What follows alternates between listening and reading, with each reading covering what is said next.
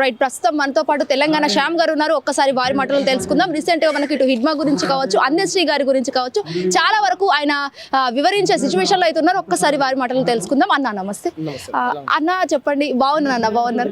చెప్పండి అన్న, ముఖ్యంగా అసలు తెలంగాణ శ్యామ్ అసలు ఎక్కడో తమిళనాడులో మీరు పోటీ చేసి తెలంగాణ శ్యామ్ అనే పేరు పెట్టుకోవడానికి రీజన్ ఏ ఉంటుంది? అంటే నేను తమిళనాడులో పోటీ చేయలేదమ్మా. మా పార్టీ తమిళనాడు పార్టీ. అంటే ఇప్పుడు ఏదైతే వీసీకే అని కొంతమంది తెలిసి తెలియనటువంటి వ్యక్తులు, సమాజం పట్ల, రాజ్యాంగం పట్ల, పార్టీల పట్ల అవగాహన లేనటువంటి వ్యక్తులు ఈ తమిళనాడు అంటా ఉన్నారు. మా ఊరు 100 సార్లు చెప్పినా మన ఛానల్ మీద కూడా చెప్తాను. నా పేరు Pagidipalli Shyam son, SHYAM Shyam, general శ్యామే. దాని వెనకాల SON సన్ అని మా స్కూల్లో టీచర్ అట్లా రాసింది. నేను ఎన్నికల్లో పోటీ చేసినప్పుడు వాళ్ళందరికీ నా పేరుతోనే అభ్యంతరం ఉంది కాబట్టి, ఈ శ్యామ్ సన్ అని ఉంది కాబట్టి వీడు ఇక్కడోడు కాదు, తమిళనాడు అని అంటా ఉన్నారు. మా పార్టీ తమిళనాడు పార్టీనే. మా పార్టీకి 2 ఎంపీలు, 4 ఎమ్మెల్యేలు ఉన్నారు. మాది Karl Marx, doctor Babasaheb Ambedkar, Mahatma Phule, బుద్ధుడు, ఇలా బహుజన లెఫ్ట్ ఐడియాలజీతో పనిచేసేటువంటి పార్టీ. నాకు ఆ ఐడియాలజీ అంటే బాగా ఇష్టం కాబట్టి దాంట్లో నేను ఇక్కడ తెలంగాణ రాష్ట్రంలో మా రాష్ట్ర అధ్యక్షులు డాక్టర్ జిలకర శ్రీనివాస్ గారు ఉన్నారు. నేను ఆ పార్టీలో అధికార ప్రతినిధిగా ఉన్నా. మొన్న జూబ్లీహిల్స్లో పోటీ చేశాను. నేను తమిళనాడు నుంచి పోటీ చేయాలి, ఎప్పుడు చేయలేదు. మాది ఇక్కడనే బయ్యారం పక్కన వినోబాబు నగర్ చిన్న పల్లెటూరు మాది. మాది అంతా విప్లవ భావజాలం ఉన్నటువంటి గుమ్మ నర్సయ్య గారు మాకు 5 సార్లు ఎమ్మెల్యే. మా ఊరు, మా పొలం, మా అమ్మ, మా నాయన, మా తాతలు ముత్తాతలు అందరూ ఇన్నారు. మా కనీసం ఆంధ్రాలో కూడా చుట్టారు లేరు. మేము తెలంగాణ ఉద్యమంలో చాలా తెలిసి తెలియనట్టు చిన్న పిల్లలం. తెలంగాణ అంటే మాకు పిచ్చి ఉండే. మా తెలంగాణ వస్తే మా నీళ్లు మాకు వస్తాయి, మా నిధులు మాకు వస్తాయి, మా నియామకాలు మాకు వస్తాయని ఎక్కడికి పోయినా తెలంగాణ గురించి చర్చించుకునేది. నీళ్ళు తాగినా, ఛాయ్ తాగినా, భోజనం చేసిన. ఆ క్రమంలో ప్రజలందరూ తెలంగాణ పిచ్చోడు వచ్చిండ్రా, తెలంగాణ శ్యామగాడు వచ్చిండ్రా అనేటువంటిది దాంట్లో భాగంగా తెలంగాణ శ్యామగానే నాకు ఇష్టం కాబట్టి అలా పెట్టుకున్నాను తప్ప, సరే పేరుతోనే ప్రాబ్లం అనుకుంటే రేపటి నుంచే వాళ్ళు చెప్పినట్టు వాళ్ళకి ఏ నచ్చిన పేరు పెట్టుకుంటే అది పెట్టుకుంటాం. కానీ మా డిమాండ్స్ వినకుండా పేరు తమిళనాడు మరి భారతీయ జనతా పార్టీ కూడా ఉత్తరప్రదేశ్లో పుట్టింది, ఇక్కడ కాదు కదా ఒకరు అనుకుంటే కనుక. కాబట్టి ఇది కాదు సమస్య.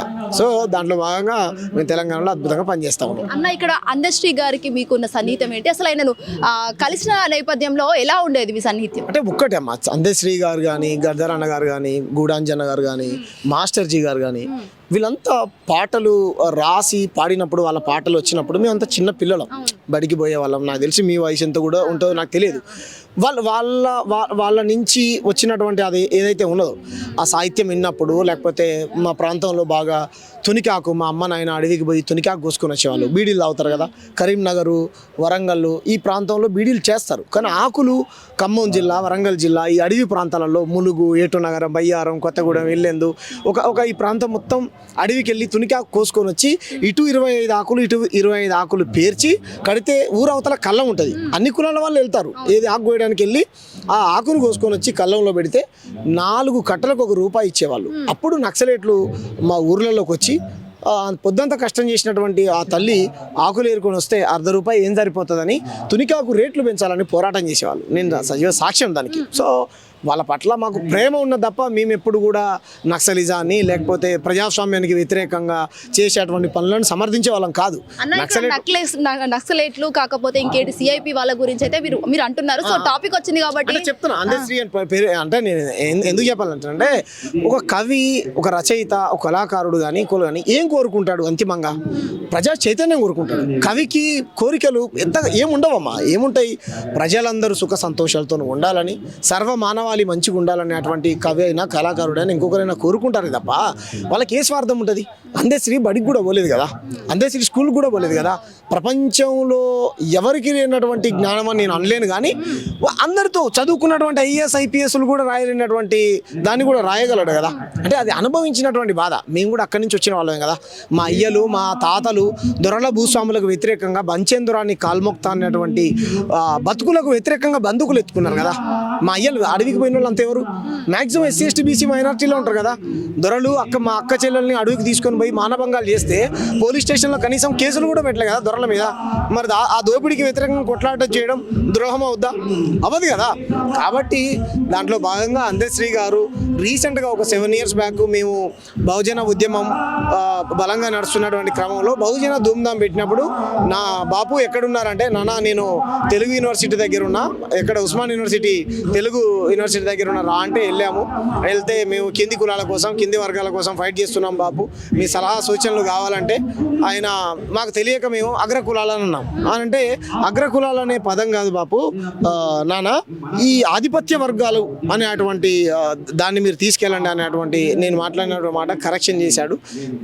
కరపత్రం తీసుకున్నాడు, ఫోటో దిగాము, వచ్చాము అంతే తప్ప తన పాటలు చిన్నప్పటి నుంచి విన్నోళ్ళం తప్ప తనతో కలిసి పనిచేసినటువంటిది ఎప్పుడూ లేదు. ఎప్పుడన్నా అవసరం ఉంటే కనుక ఇక్కడే నక్సలైట్లు కావచ్చు, లేకపోతే సిపిఐ పార్టీ వల్ల అయితే అందరు కలిసి మేము ఉద్యమాల్లో ఉన్నప్పటికీ కూడా మేము ఇక్కడే అడవుల్లో మేము ఉండము, ఇదంతా ఆపేస్తారని 4 సీఎం అంటే 4 రాష్ట్రాల సీఎంకు లేఖలు రాశారు. మన అది అందరికీ తెలిసిన విషయమే. సో దాని గురించి ఏమంటారు ముఖ్యంగా? అంటే ఒక్కటి అమ్మ, నేనేమంటున్నాను అంటే ఇప్పుడు హిడ్మా తల్లి దగ్గరికి అక్కడ ఉన్నటువంటి ముఖ్యమంత్రి, ఉప ముఖ్యమంత్రి ఎవరో పోయారు అనుకున్నా, అక్కడ ఉన్నటువంటి ప్రభుత్వ అధికారులు పోయారు, హిడ్మాని లొంగిపోమని చెప్పారు. రైట్, హిడ్మా లొంగిపోమని చెప్పడం అదంతా ఒక మంచి పద్ధతే. కలిసి లొంగినటువంటి వాళ్ళకు ప్రభుత్వం నుంచి ఏమంటారు ఆశ్రమం కల్పిస్తూ ఉంటున్నారు. జనజీవన సాయంత్రం కలిస్తే గతంలో నక్సలైట్లకు 10 లక్షలు ఇచ్చో, ట్రాక్టర్ ఇచ్చో, ఇంత భూమి ఇచ్చో, మంచిగా బతకండి అని చెప్పేసి మీ మీద కేసులు లేకుండా చేస్తాం, మంచిదే. ఇప్పుడు పోలీసు వాళ్ళు చనిపోవాలని మీలాంటి వాళ్ళు కోరుకోం, మేము కూడా కోరుకోం. నక్సలైట్లు చనిపోవాలని కూడా ఎవరు కోరుకోం. కానీ నేను ఏమంటున్నంటే భూమి కోసం, భుక్తి కోసం తుపాకీ పట్టినటువంటి కొమరం భీమ్ ఈరోజు మనకు ఆదర్శమైందా లేదా? అల్లూరి సీతారామరాజు తెల్లదొరలకు వ్యతిరేకంగా తుపాకీ పట్టుకొని రండ్రా, నా దేశం మీద మీ పెత్తనం ఏంది, మీరు పన్నులు విధించుడు ఏంది అనేటువంటి కోణంలో తుపాకీ పట్టుకుంటే ఆయన మనం కీర్తించామా లేదా? బిర్సా ముండాని కీర్తించామా లేదా? తెల్లదొరలకు వ్యతిరేకంగా బాంబులు వేసిన భగత్ సింగ్ ఈరోజు మనకు ఆదర్శమయ్యాడా లేదా?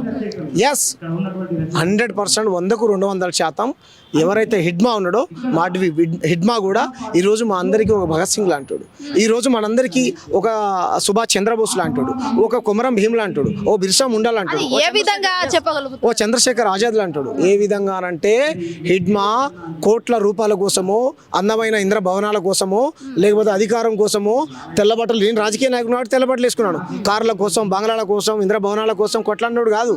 పిరికెడి కంకులు కూడా సంపాదించుకున్నటువంటి, అంటే 100 ఎకరాల భూములు పంచి కూడా ఆ పంటలో పండినటువంటి పిరికెడి కంకుల్ని కూడా వాళ్ళు తీసుకున్నటువంటి వ్యక్తులు ఉన్నారు. సరే, నక్సలైట్ ఉద్యమంలో దొంగలు లేరా అంటే ఉండవచ్చు, కానీ అందరూ దొంగలు ఉంటారు అనేటువంటి వాదన ఏదైతుందో అది తప్పు. దాంట్లో భాగంగా పేద ప్రజల కోసం అక్కడ ఉన్నటువంటి అడవి సంపద, ఆదివాసీ సంస్కృతి సాంప్రదాయాలు కాపాడబడాలని, అడవిలో పండేటువంటి ప్రతిదీ అక్కడ ఉన్నటువంటి ఫలాలే కానీ లేకపోతే చెట్లు కానీ పుట్ట కానీ అడవి మీద సర్వ హక్కులు ఆదివాసులకే ఉండాలని, ఆదివాసీయేతరులకు ఉండకూడదనే క్రమంలో హిడ్మా కొట్లాడింది తప్ప ఏ స్వార్థం కోసమో ఎవరిని చంపడం కోసమో కొట్లాడలేదు. నిజంగా అలా చంపినట్టయితే కనుక మనకు ఇంత పెద్ద రాజ్యాంగం ఉన్నది, మీరు ఆధారాలతో పట్టుకోండి, ఆయన చేసినటువంటి నేరం ఏదైనా ఉంటే కనుక కోర్టులో ప్రొడ్యూస్ చేయండి. చాలామంది దొంగలకు ఏ విధంగా ఆధారాలు ఇస్తే కోర్టులు ఏ విధంగా చాలా శిక్షించండి. పాకిస్తాన్ తీవ్రవాదులు మన దేశంలోకి వచ్చి ఇంతమంది ప్రాణాలు తీస్తుంటే వాళ్ళని పట్టుకోవడం చేత కాదు, ఆ పక్క దేశంతో చర్చలు చేస్తారు తప్ప ప్రజల కోసం నిస్వార్థంగా పనిచేస్తున్నటువంటి హిడ్మా లాంటి వాళ్ళని దేశద్రోహులని ఎలా అంటున్నారు? ఇక్కడ హిడ్మా ఎన్కౌంటర్ ని మనం ఎలా చూడొచ్చు? అసలు ఎన్కౌంటర్ చేయాల్సిన అవసరం ముఖ్యంగా ఏముంది? ఎన్కౌంటర్ కాదమ్మా, ఎన్కౌంటర్ అంటే ఏంటిది? నీకు ఎదురు నిన్ను నేను చంపడానికి వస్తే నువ్వు నన్ను చంపడం. కానీ ఒక మనిషిని మాట్లాడదాము అని పట్టుకొని తీసుకొని పోయి ఎక్కడో కాల్చి చంపి ఎదురు కాల్పులలో మేము చంపాము అనేటువంటి బూటకు ఎన్కౌంటర్లు చేసి చంపడం, ఇది మానవ హక్కుల ఉల్లంఘన అవుతుందా కాదమ్మా? నీదైనా నేరం చేస్తే కనుక నన్ను పిలువు, చెయ్యి, ఇచ్చేయి. అంతేగాని ఒక సమాజం కోసం పనిచేస్తున్నటువంటి వ్యక్తిని పట్టుకొని తీసుకొని వెళ్ళి మీరు చంపి అంతమందిని వదిలేశారే, 100 మందిని వదిలేసామంటున్నారు కదా, మరి ఎందుకు చంపారు? హిడ్మన్ మాత్రం ఎందుకు చంపారు? నరేంద్ర మోడీ, అమిత్ షా గారు కనసన్నల్లో పనిచేస్తున్నటువంటి పోలీస్ అధికారులను నేను ఒకటే, పోలీస్ అధికారులు కూడా చంపరు, ఎందుకంటే పైనుంచి వాళ్ళకి ఏదో ఒత్తిడి ఉంటుంటుంది, అమిత్ షా చంపని ఉంటాడు, చంపుంటాడు, కానీ పాపం తగిలిపోతుంది, మట్టి కట్టుకొని పోతారు. అమిత్ షా మీరు వేదాంతు, జిందాల్, వేదాంతు, జిందాలు లేకపోతే అంబానీ, అదానీ లాంటి కంపెనీలకు కర్రెగుట్టల్లో ఉన్నటువంటి ఖనిజ సంపద కావచ్చు, అక్కడ ఉన్నటువంటి అడవి వనరులు కావచ్చు, అక్కడ ఉన్నటువంటి మైనింగ్ కావచ్చు, బాక్సెట్ కావచ్చు, అద్భుతమైనటువంటి ఇది ఉన్నది. దాన్ని మొత్తం అంబానీ, అదానికి కట్టబెట్టడం కోసం, ప్రైవేట్ కంపెనీలకు కట్టబెట్టడం కోసం వాళ్ళకు అర్బన్ నక్సలైట్లను ముద్రలేయించి కొండ మీద ఉన్నటువంటి కోయ గూడాలను, గూడాలను ఖాళీ చేపించి ఏమంటారు దాన్ని అంతా కబ్జా చేసి ఇది ప్రజాస్వామ్యం అని చెప్పి అక్కడ ఉన్నటువంటి ఆదివాసులను ఖాళీ చేయించి ఆ అడవిని మొత్తం అంబానీ, అదానికి కట్టబెట్టాలని చూస్తున్నారు. అందుకే ఆయనకు అవసరం ఉన్నది. ఒకవేళ అలా కట్టబెడితే రేపు పొద్దున అక్కడి నుంచి వచ్చినటువంటి మైనింగ్ ద్వారా వచ్చినటువంటి డబ్బుల్ని మళ్ళీ వీళ్ళు ఎలక్షన్లకు ఫండ్ చేస్తాడు కాబట్టి వీళ్ళు అధికారాన్ని చెలాయించుకోవచ్చు తప్ప అమిత్ షా ఆదివాసుల కోసమో ప్రజాస్వామ్యం కోసం పనిచేసేటోడు కాదు, కార్పొరేట్ యాజమాన్యం కోసం, కార్పొరేట్ కంపెనీల కోసం పనిచేసేటోడు కాబట్టి చంపించాడని నేను అనుకుంటాను. అదే మరి ఇంత రీసెంట్ గా 36 మంది మావోయిస్టులు లొంగిపోవడం అయితే జరిగింది. మరి దానికి ఏమంటారు? అంటే అదే మా లొంగిపోయిన వాళ్ళని నువ్వు చంపకుండా నీతో లొంగిపోతా అని వచ్చినటువంటి వ్యక్తులు, ఇంత గొప్ప ప్రజాస్వామ్యం కదా మనది, ఇంత గొప్ప దేశం కదా మనది, నేరం చేస్తే ఆఖరి కోరిక ఏందో కూడా అడుగుతారు కదా. ఆయన చేసినటువంటి నేర ఆధారాలు నీ దగ్గర ఏమైనా ఉంటే కనుక నువ్వు నిరూపించండి, ప్రభుత్వాలే కానీ ఇంకోలు కానీ. కానీ లొంగిపోతా అంటే వచ్చినటువంటి వాళ్ళని లొంగ తీసుకొని ఈయన ఎందుకు లొంగ తీసుకోవాలంటే మనం పొద్దున్న లేస్తే సాయంత్రం వరకు సోషల్ మీడియాలో ఈ 10 రోజుల నుంచి ఎక్కడ చూడు మాడ్వి హిడ్మా, ఓ దేశభక్తుడు, ఓ భగత్ సింగ్, ఓ చంద్రశేఖర్ ఆజాద్, ఓ బిర్సా ముండా, ఓ కొమరం భీమ్ అని కీర్తిస్తా ఉన్నారు. వాళ్ళ అమ్మకు ఒంటి మీద సరైనటువంటి బట్ట కూడా లేదు. ఆ తల్లి నిజమైనటువంటి భారత మాత, ఆ తల్లి మన అమ్మ లాంటి అమ్మ, ఆ తల్లి ఈ దేశపు భారత మాత. నోరు లేనటువంటి ప్రజల తరపున, గొంతు లేనటువంటి ఆదివాసుల తరపున, ఏ హక్కులు లేనటువంటి ఆదివాసుల తరపున ఆ హిడ్మాని కన్నది కాబట్టి ఆ తల్లి కదా నిజమైనటువంటి భారత మాత. నిజంగా వాళ్ళ కుటుంబం కోసమే పనిచేసుకోవాలంటే కట్టుకోవడానికి ఒంటి మీద బట్ట కూడా ఎందుకు లేదు హిడ్మా తల్లికి? ఇంటికి పోయి బెదిరించినా సరే కొడక రా కొడక అని పోలీస్ అధికారుల మాట విని ఎందుకు వీడియో రిలీజ్ చేస్తారు? అన్నం పెట్టినట్టే పెట్టి విషమిచ్చి చంపారు కదా. ఇది ఎవరు తప్పిదము? తప్పు కదా. ఒక తల్లి గోస అమిత్ షాకు నరేంద్ర మోడీకి తగలదా? పాకిస్తాన్ తీవ్రవాదులు పహల్గామా అంతమంది తీవ్రవాదులు దాడి చేస్తే వాళ్ళని పట్టుకోలేదు నువ్వు, ఇంతవరకు ఎటువంటి శిక్షలు వేసావు? నీ ప్రభుత్వ హయాంలోనే పాకిస్తాన్ తీవ్రవాదులు దేశంలోకి జొరబడుతుర్రు. మేమంతా ఈ దేశ పౌరులము, ఈ దేశానికి ట్యాక్స్ కడతా ఉన్నాము. కాపాడాల్సినటువంటి బాధ్యత ప్రధానమంత్రిది, హోంమంత్రిది కదా. అమాయకమైనటువంటి ప్రజల్ని నిన్నగాక మన బాంబు పేలింది, నీ ఇంటెలిజెన్స్ ఫెయిల్ అయిపోయింది. నువ్వు అంబానీ అదానీ కార్పొరేట్ కంపెనీల కోసమే నీ బీజేపీ ప్రభుత్వం, నీ కేంద్ర బలగాలు పనిచేస్తూ ఉన్నాయి.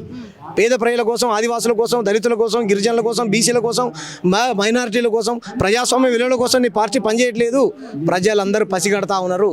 కాబట్టి పెట్టుబడిదారుల ప్రయోజనాల కోసం పనిచేసేటువంటి పార్టీలు ఒకవైపు, పేద ప్రజల కోసం పనిచేసినటువంటి హిడ్మా కానీ, అందశ్రీ లాంటి గొప్ప కవులు కానీ మాలాంటి వాళ్ళ మేము గుండెలో పెట్టుకుంటాం. వాళ్ళ ఆశయాల కోసమే పనిచేస్తాం. వాళ్ళందరూ మాకు వీరయోధులు. అన్న ఫైనల్గా ఏదైతే మీరు ఎప్పటికప్పుడు సోషల్ మీడియాలో తాజాగానే అంటే అప్డేట్ ఉంటూనే ఉంటారు. దీనికి సంబంధించి జూబ్లీ హిల్స్ బై ఎలక్షన్లో మీరు పోటీ చేసిన నేపథ్యంలో కూడా అసలు ఎక్కువ మీడియా కూడా మీకు సపోర్ట్ లేని అని కొన్ని విషయాలు వినిపిస్తున్నాయి, ఆరోపణలు కూడా చాలా వినిపించాయి. ఎందుకు అంటున్నారు? ఒకటే అమ్మా, ఇప్పుడు నా దగ్గర ఏమో 100 కోట్లు లేవు. కాంగ్రెస్ పార్టీ 2000 కోట్లు ఖర్చు పెట్టింది. బీఆర్ఎస్ పార్టీ 120 కోట్లు ఖర్చు పెట్టిందంట. తెలంగాణ శ్యాము అకౌంట్ కూడా నేను ఎన్నికల కమిషన్కి ఇచ్చిన, నేను ఎంత ఖర్చు పెట్టినా అనేది. కాబట్టి వాళ్ళ దగ్గర 100 కోట్ల రూపాయలు ఉన్నాయి, కార్పొరేట్ కంపెనీలు ఉన్నాయి, దోపిడీదారులు వాళ్ళు. నేను పేద ప్రజల కోసం పనిచేస్తుండే రండి అంటే మన తెలివి ఉంది ఉన్నది. అందరిని నేను నిందించదలుచుకోలే, కానీ నాకు చేసేవాళ్ళు మీడియా మిత్రులు చాలామంది, నా నీతి, నా నిజాయితీ, నా నిబద్ధత తెలిసిన వాళ్ళు, చాలా లోతుగా, సుదీర్ఘంగా, గాఢంగా నా మీద ఎనాలిసిస్ చేసిన వాళ్ళు. శ్యామన్న వాయిస్ పబ్లిక్లోకి వెళ్ళాలి, శ్యామన్నను కూడా మీరు ఆదరించండి అని మనలాంటి ఛానల్స్ చెప్పాయి తప్ప, సరే నేను పోటీ చేశాను. ప్రధాన పార్టీలు బీజేపీ, కాంగ్రెస్, బీఆర్ఎస్ పోటీ చేసింది. నాతో పాటు ఇంకో 57 మంది పోటీ చేశారు. నేను 6వ స్థానం వచ్చా. ఒక్క రూపాయి కూడా ఏమంటారు ఖర్చు పెట్టకుండా, బిర్యానీ ఇవ్వకుండా నేను 143 అంటే ఐ లవ్ యూ, నేను నిన్ను ప్రేమిస్తున్నాను అనేటువంటి ప్రేమని జూబ్లీ హిల్స్ ప్రజల దగ్గర నుంచి నేను సంపాదించుకోగలిగాను కదా. సో గెలుపు ఓటంలో సహజం. అందరం ప్రజల కోసం పనిచేసే వాళ్ళమే. ఈ ప్రధాన పార్టీలు పనిచేయవు. మిగతా మాలాంటి సోషలిస్టు భావాలు, ప్రజాస్వామ్య భావాలు ఉన్నటువంటి వ్యక్తులు మాత్రమే పనిచేస్తారు. ఇకపైన నన్ను ఆదరించండి. మళ్ళీ పోటీ చేసే అవకాశం వచ్చినప్పుడు చేస్తా. ఈ డబ్బు రాజకీయాలు, ఈ స్వార్థ రాజకీయాలని బొందబెట్టండి, ఓటుకు నోటుకు అమ్ముకోండి అని చెప్పే ప్రయత్నం చేశాను. మంచి మీడియాలు నాకు సపోర్ట్ చేశాయి. నాకు రావాల్సినంత ఆదరణ వచ్చింది. గెలిపించినా ఓడిపించినా ఏం చేసినా సరే అమ్మ, నిరంతరం ప్రజా సమస్యల కోసం కొట్లాడుతూనే ఉంటాను. Thank you. చూసారు కదా, ఈ విధంగా ఇటు అందశ్రీ గారి నివాళులు కావచ్చు, లేకపోతే ఇటు హిడ్మా ఎవరైతే ఉన్నారో ఆయనకు సంబంధించి అయితే క్లియర్ కట్ గా ఆయన చెప్పడం అయితే జరిగింది. వీడియో వెంకటతో Shweta, hit TV. So much hit TV app, ఇందులో short news, live news, entertainment shows, movies, digital magazines తో పాటు మీ జిల్లా వార్తలను కూడా ఫ్రీగా చూడొచ్చు. ఇంకెందుకు ఆలస్యం, వెంటనే హిట్ టీవీ యాప్ ని డౌన్లోడ్ చేసుకుని ఫ్రీగా ఎంటర్టైన్మెంట్ పొందండి. Hit TV app. Hit TV app. Please download hit TV app. Hit TV app ని ఫ్రీగా డౌన్లోడ్ చేసుకుని ఎంజాయ్ చేయండి. మీకు నచ్చిన ఎంటర్టైన్మెంట్ కోసం హిట్ టీవీ యాప్ ని ఫ్రీగా డౌన్లోడ్ చేసుకుని ఎంజాయ్ చేయండి. హిట్ టీవీ యాప్ ని డౌన్లోడ్ చేసుకుని ఆస్వాదించండి, ఆశీర్వదించండి. ఇంతమంది సెలబ్రిటీలు హిట్ టీవీ యాప్ ని డౌన్లోడ్ చేసుకోండి అని చెప్తున్నారంటే ఎంత మంచి యాప్ ఆలోచించండి. అమెరికా అమెరికా అమెరికా అమెరికాలో చదవాలనుకునే వాళ్ళకి విశ్వసనీయమైన పేరు మన శౌర్య కన్సల్టెన్సీ. UK లో 1 year masters. UK లో 1 year masters. 2 years work permit up to 5 years visa. Contact Saurya Consultancy. Contact 89851 89851.